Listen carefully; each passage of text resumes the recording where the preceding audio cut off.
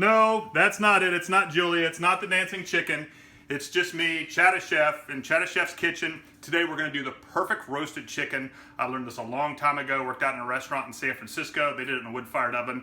I've kind of adapted it a little bit to the conventional oven, but we're going to do a great chicken today. So what we're going to start off with is, down here we've got about a three-pound fryer, and I'm just going to stuff the chicken with something very simple. I'm going to do a little bit of onion. We're going to dice that up. That's a half onion right there. Then we're going to take a little bit of garlic. I'm just going to kind of rough chop the garlic. All this is going to get discarded in the end, so it's no big deal that there's skins and stuff on there.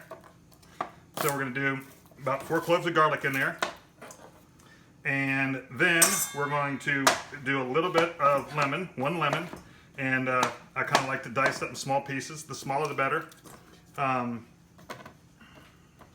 Dice that up. And then you can use a herb of choice.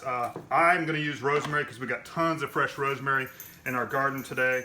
I'm just going to take it, strip it off, kind of bruise it with your hands, throw it in there, strip it off. You can save these for later. Take this, strip it off, bruise it. Then kosher salt. You're going to want to add a lot of kosher salt. Now what this is going to do is this is going to release all the acids in the lemon. So I put 3 teaspoons in there basically. I'm going to use a lot of fresh cracked black pepper. You notice whenever I cook, I use a lot of black pepper, and I like to crack it fresh. This is Old Faithful, my pepper grinder. So we're going to put a ton of black pepper in there and a generous amount of salt. And then we've got our chicken. We're going to take our chicken right here. You can leave the legs on if you want. I like to take them off. You can truss it, which today I'm not going to truss the chicken. I'm going to use these as the bottom of the roasting pan for flavor. So we're going to take the legs off there. We're going to save those for later.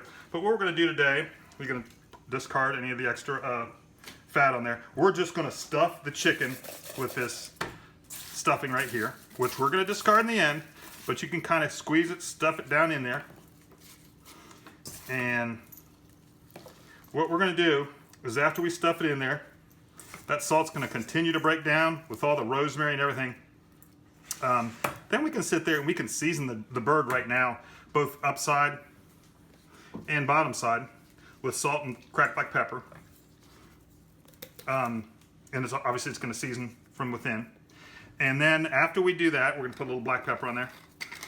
And we will do this right before we rub the chicken down before we put it in the oven. So we're going to, and then what we're going to do is we're going to take this little bird and we're going to store him upside down for about a half an hour. And all that stuff is going to soak down in the breast. All the flavors are going to soak down in the breast. If you say, hey, I want to do this the day before, you can do it the day before, store it in your refrigerator, kind of upside down. The flavors will go in there incredible. So we're going to come back in about an hour, and then we're going to get it prepared for the roasting. Okay, we're back. It's been about an hour. We've turned our bird back right side up. It's been resting breast side down. All those flavors, all that salt, all the rosemary, all the onions, all the garlic, everything is just being just laying down and just infusing into the breast and the thighs. You can do it overnight. That's another great thing you can do. You can do this on a Thanksgiving turkey. You know, definitely I would say recommend do it overnight. Let the bird sit in there. Use fresh sage and stuff like that. Great flavors.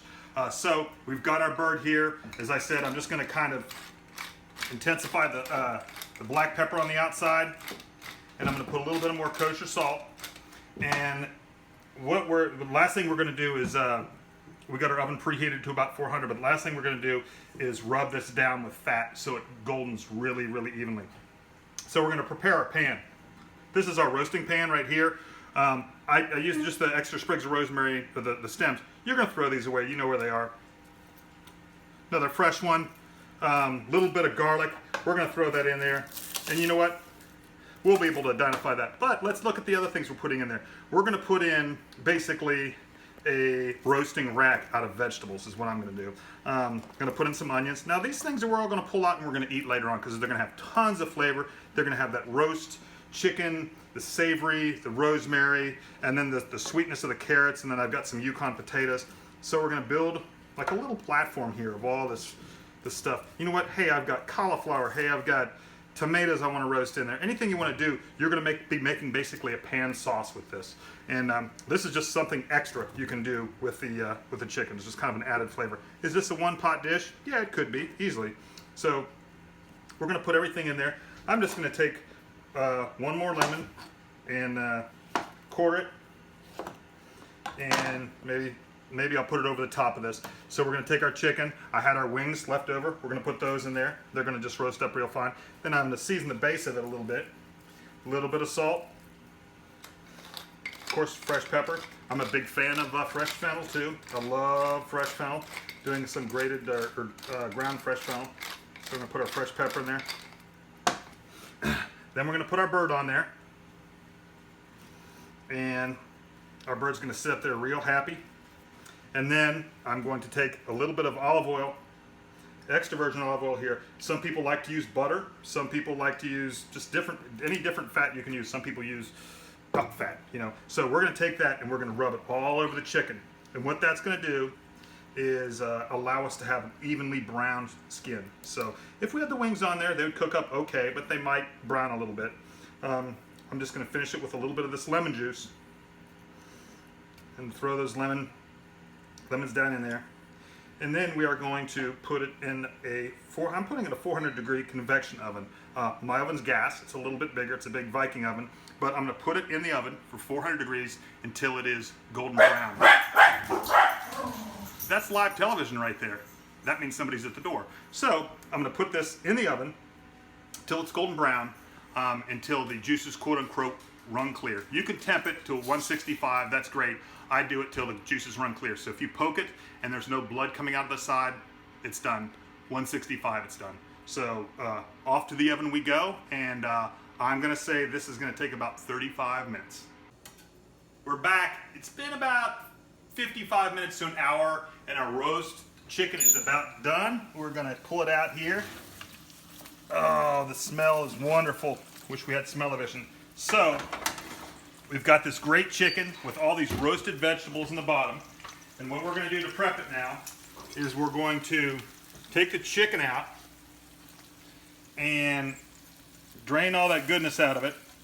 And then we'll put the chicken over here to rest. Shh, be very quiet, it's resting. Okay, now we're going to take these great vegetables and we are going to put them on a plate. This is a great plate. Platter we got here from the River Gallery. This is it's done by Mary Lynn Portera. It's a great hand-thrown platter, and we're going to put all these vegetables on here, and it's going to be when your guests walk in, they see this big thing of wonderful vegetables with a beautiful roasted chicken on top. Now you want to pick through the stuff. You know, you got lemons in the bottom there, and you got all different sorts of fun things that you don't want to put in there. Rosemary sprigs, you don't want to do that. We got our potatoes and our onions, and maybe a little bit of our roasted garlic is falling in there. So we're going to toss that around. We're going to get the rest of that. Nice charred, wonderful charred carrots. And another thing is I was just out a little while ago. We're going to put this over here. I was just out a little while ago in our garden and picked basically the last of the year's great green beans. So what we're going to do is we're going to make a simple green bean topping for this.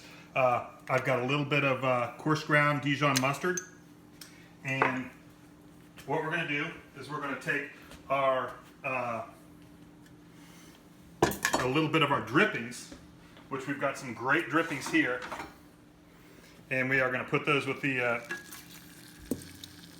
right in there perfectly with that ground mustard, and we're going to stir it up. And I've got a little bit. This is our greens, or our green beans from our garden that are just freshly steamed. They were actually picked this morning. And we're going to toss those in the Dijon mustard and the drippings. And we're going to put a little bit of fresh cracked black pepper. As you know, that's my my biggest go-to. My biggest fan is a cracked black pepper. We're going to toss those, get that nice coarse ground Dijon on there. Put that a little bit off to the side. Now we're going to go back to our chicken. What I want to do with our chicken is I want it to rest for a while. So if you all can be quiet. No, we're going to have the chicken rest for a while. We're going to take the insides out of the chicken. If some of them stay in there, that's fine. Now you can use all these pan drippings, and you can use all the bones and stuff from the chicken. You can use them later on, and if you wanted to make a sauce or a stock or something like that. So we're going to take all the bones out of the chicken, and boom, the chicken is done. We're going to set the chicken on top of here. You have a nice golden skin. The chicken does run clear. You poke it, you see the sauce is all coming out white, clear. It's not bloody. So we're going to go ahead and put it over here on the chicken, on the vegetables. Then we're going to do this. We're going to put a little of these Dijon beans from the garden around the outside. And voila, there's a great roasted chicken. And that is a perfect chicken for a family of 4. It's a nice big chicken. So hit the subscribe button. Help me out here. Hit the subscribe button and watch all my videos. They're going to be more and more. We're excited to do them. I've got my son and my daughter and everybody. We're going to be doing some great videos here in the future. Give me a comment. What do you want to see? What do you want to see a chef do? What do you want me to create? What do you want me to show you? Other than that, I'm going to go enjoy this chicken tonight. And thank you for watching Chattachef's Kitchen.